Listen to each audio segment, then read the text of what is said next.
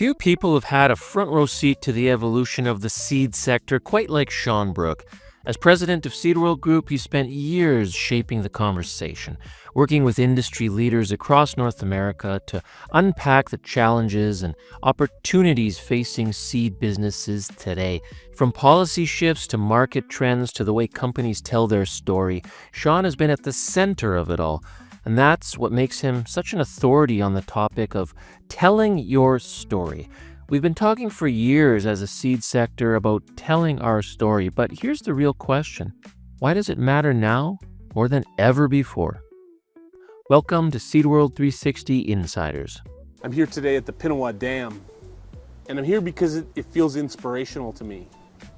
A dam built in 1903 was in operation for almost 50 years that had innovation so far ahead of its time.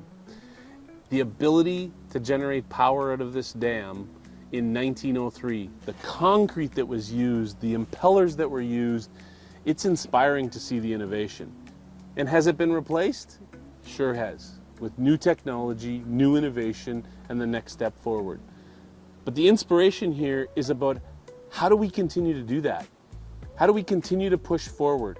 How do we step outside of our comfort zone to find innovative solutions to how we do things, why we do things, and building a story, building a connection that transcends what can get in our way and goes into the space that allows us to truly connect with the audiences that we're looking to talk to and push forward the seed industry globally. But to do that, he says we have to learn to tell our story effectively. I think that the reason folks are having exhaustion around the idea of telling their story is that they're forgetting why they're doing it. If you're telling your story to put a check mark beside telling your story, I would suggest skip it. But if your goal is to actually make a connection, whether that's to an entire audience or to a group of people or to a specific person, if you're telling a story to make a connection with that audience, I almost guarantee it will land.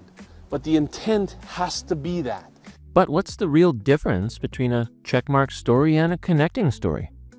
I think the difference between a checkmark story and a true connecting story is first based on intent, with an intent of connecting with someone.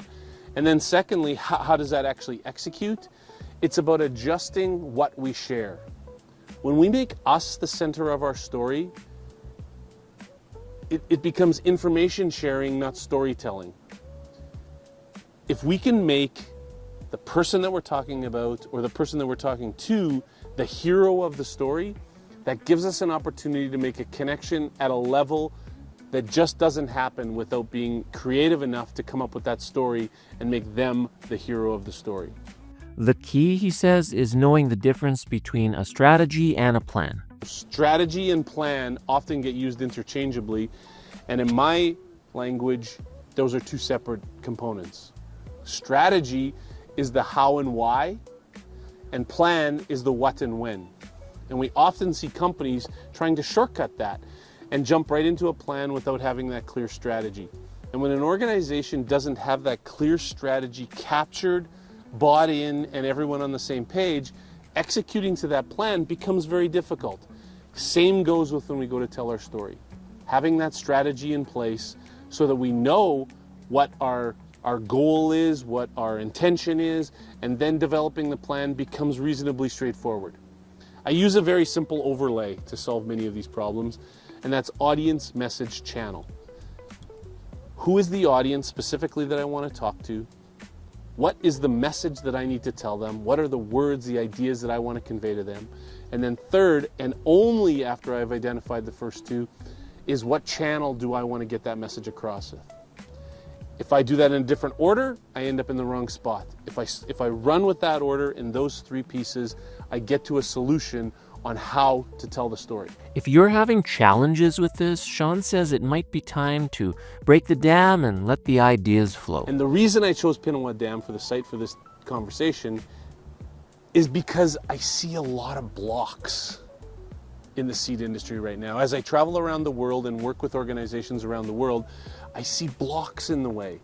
And I see some organizations and many people that have a desire to remove that block, to get the dam out of the way so that things can flow freely and make those connections. And to those people, I would say, kudos to you.